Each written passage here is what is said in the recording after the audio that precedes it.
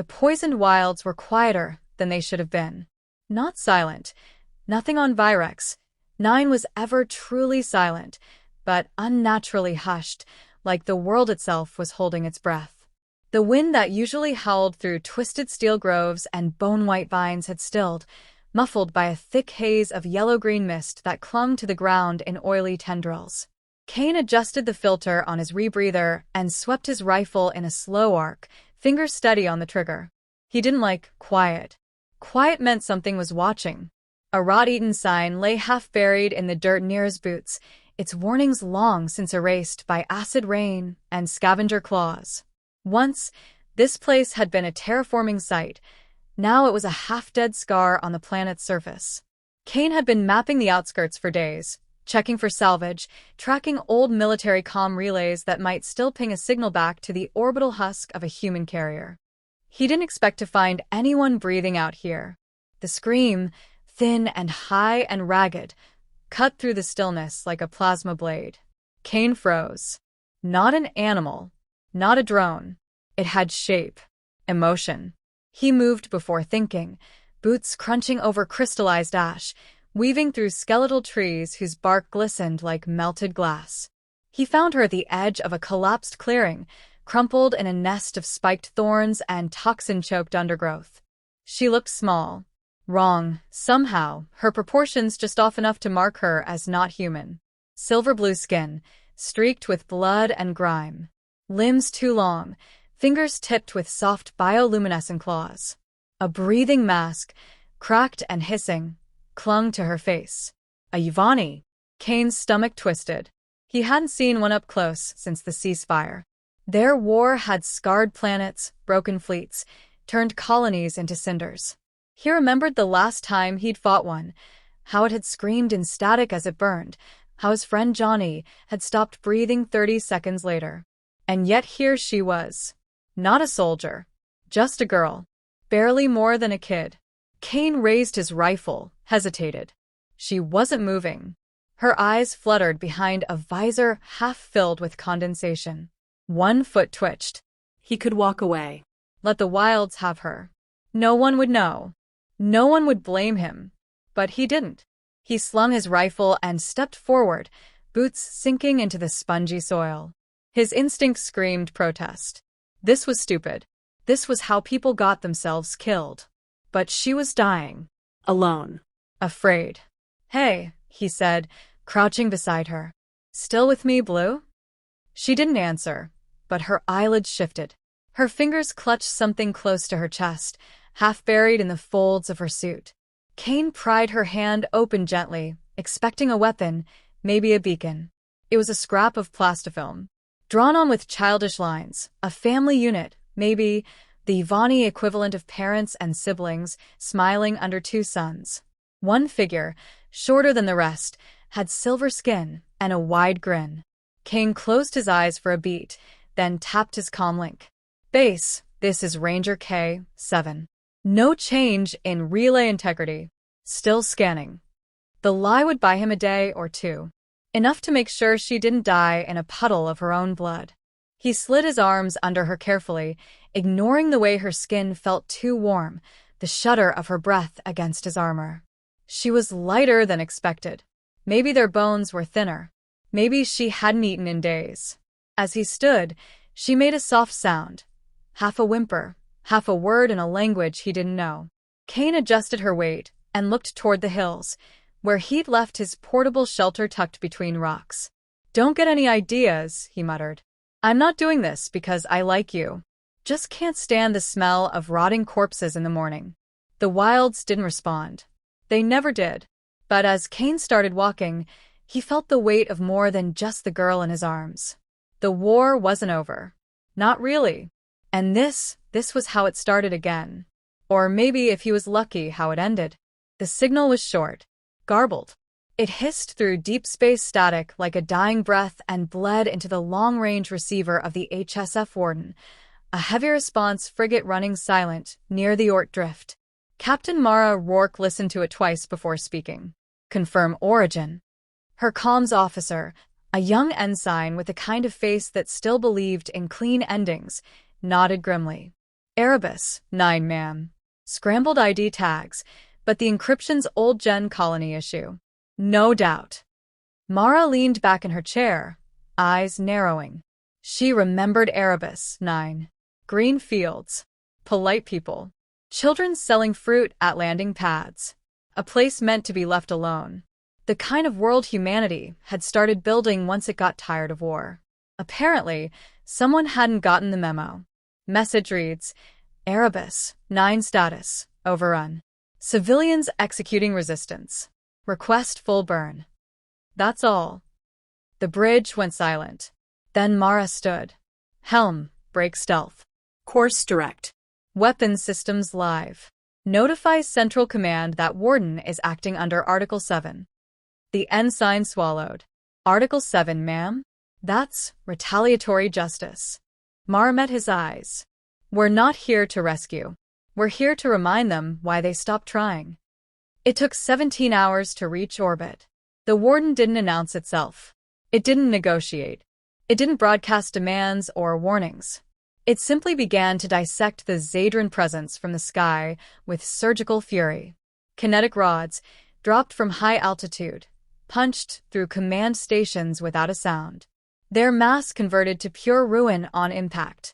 Artillery towers imploded like toys. Dropships were hit mid-descent, spinning and burning through treetops like dying comets. The Warden's AI, Halcyon, handled targeting. It prioritized guerrilla coordinates, deliberately avoiding known resistance clusters, supporting the humans on the ground without ever showing its hand. Below, in the ruins and shadowed wilds, the colonists rose. They called her Stitch, the leader of the largest resistance cell, a former trauma surgeon who had amputated her own leg with a plasma torch to escape a collapsing medbay. She moved fast now, even on her prosthetic, faster than fear, sharper than the scalpels she once used to save lives. The night the Warden arrived, Stitch led a strike on a Zadran fuel depot. With aerial cover silencing Overwatch towers, her people slipped in like ghosts. The fuel lines were sabotaged with timed thermite charges. A convoy of Zadran reinforcements rolled into the trap minutes later. It wasn't a battle. It was a lesson. By morning, black smoke curled into the air, and the Zadran began to dig trenches, defensive positions against enemies that moved without warning and struck without mercy. Mara Rourke walked among the craters 3 days after the assault began. Clad in adaptive armor, helm off, face drawn but burning with purpose, she greeted the resistance fighters not as a savior, but as an equal. "Who's leading this mess?" she asked, nodding to a camouflaged perimeter line built entirely from scavenged starship parts and farming equipment. Stitch stepped forward. "We all are. But I suppose I'm the loudest." The two women looked each other over. Neither blinked.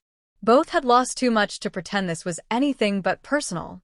"Your request," Mara said, "was for a full burn." Stitch nodded. "We're past saving. But they shouldn't leave breathing." "You'll get your fire," Mara promised. She wasn't lying.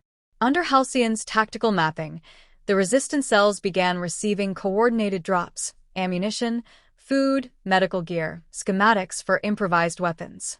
Drones with auto-repair capabilities flitted between ruined rooftops, delivering payloads with eerie precision. Engineers deployed from Warden under cover of night, working alongside farmers who had turned soil and now turned wreckage.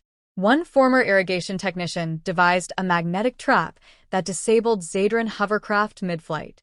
A 12-year-old boy reverse-engineered a plasma cutter into a sniper rifle.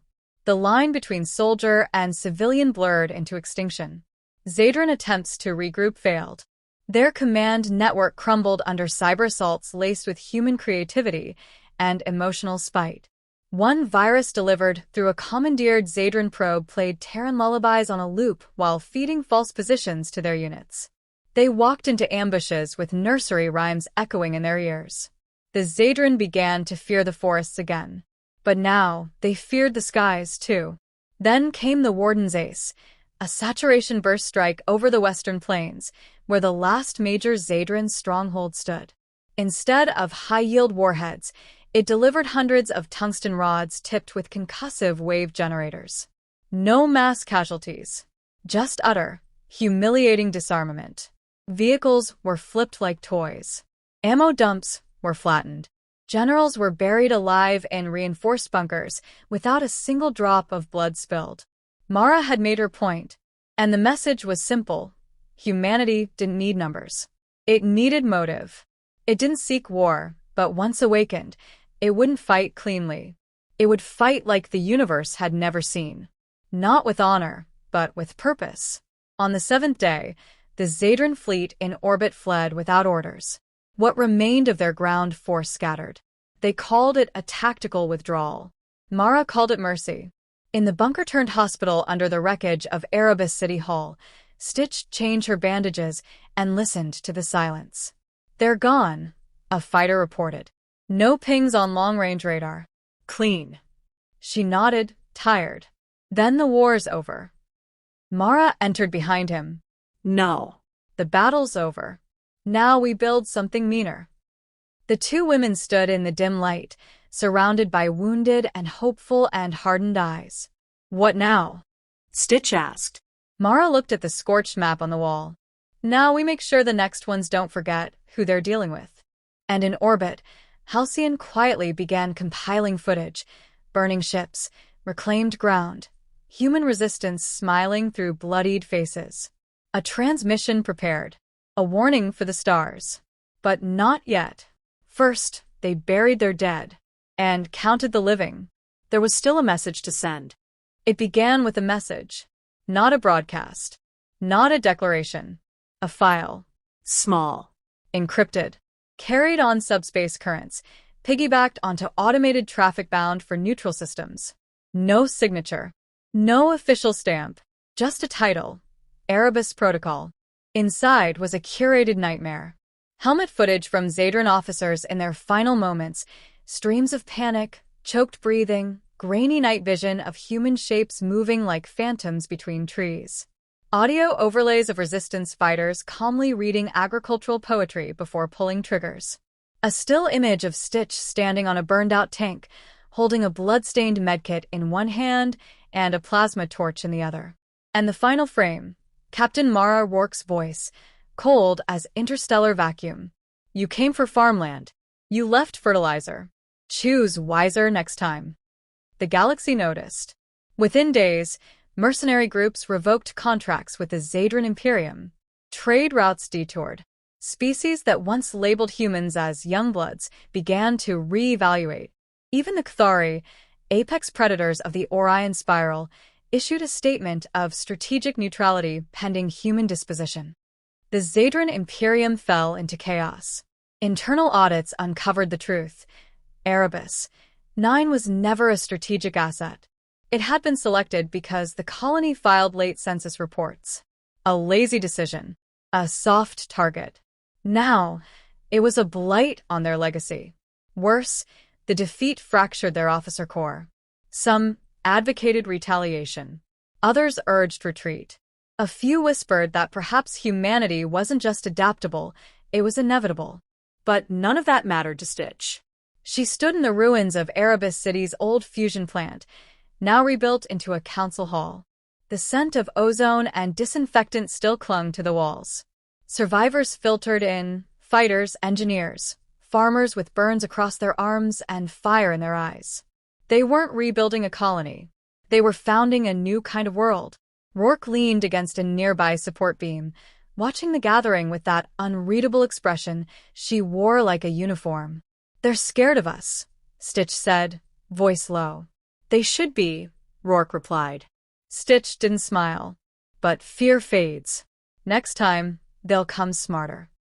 That's why we get louder." She tossed a chip onto the table, a sleek black sliver, hard to miss. Stitch picked it up and plugged it into the display. Blueprints, data clusters, charter documents. The title read, The Iron Seed Accord. Mara's voice was quiet. "We make Erebus 9 the first Iron Seed world. Not just a symbol, but a stronghold. A signal. Colonies that bleed together won't break alone again." Stitch frowned. "We're farmers, Mara. Scientists. Not conquerors." "No," Rourke said. "We're reminders. of what happens when the galaxy forgets who we are. Outside, young volunteers laid fusion wire across shattered soil, turning blast craters into power grids. Drones harvested the fields again, this time with mounted repeaters for defense. Halcyon, now integrated with the colony's infrastructure, spoke only when asked, but watched everything. Security wasn't paranoia anymore. It was policy. On the fourth night of peace, a ship arrived. It didn't carry guns. It carried questions. An emissary from the Solari Collective, neutral, curious, famously aloof. Their robes shimmered like shifting water as they stepped onto the ash-slicked landing pad. The Collective had observed the Erebus conflict from a distance, unsure whether it was madness or miracle. They came seeking understanding. "What is it," the Solari asked, "that drives your kind to such extremes? Why mutilate order for the sake of vengeance?" Rourke didn't answer immediately. She led the emissary to the memorial wall. Thousands of names, etched in steel pulled from the wreckage of the first Zadran incinerator. Stitch stood nearby, watching. "We don't fight because we love war," Rourke said. "We fight because we love what we build. You took our quiet, so we gave you thunder." The Solari studied the wall. "And now," Stitch finally spoke, "now we plant deeper roots. And we dare them to try again." Halcyon activated, displaying global defense grids, shipbuilding schedules, agricultural exports reallocated to fuel human-controlled trade. From Erebus 9, a quiet empire was forming, not of dominance, but of defiance. The Solari left in silence. But they sent their own version of the Erebus Protocol to every major system. Not as a warning, as a record. On the first anniversary of liberation, the colony hosted its first open market. Species that once wouldn't share a corridor with humans now bartered side by side. Drones patrolled, but no weapons were visible. Peace, yes, but not naive. Rourke and Stitch stood at the edge of the field, watching children play in the same soil where blood had dried a year before. "Do you think this holds?" Stitch asked. "No," Rourke said. "But it doesn't have to. It just needs to hurt enough when it breaks." Stitch nodded. "Still planting crops, though." Rourke looked out over the horizon. "Still ready to burn them if we must." The message had been received. Erebus 9 was not a fluke. It was the blueprint. And somewhere, out in the stars, another empire hesitated, wondering if that human colony they'd marked for annexation might fight back with buried fire and broken tools. Wondering if it was worth the risk. Because now the galaxy knew. Attacking a human colony wasn't a strategic decision. It was the galaxy's deadliest mistake. And humans never forgot the first rule of survival. Make damn sure they regret ever touching home.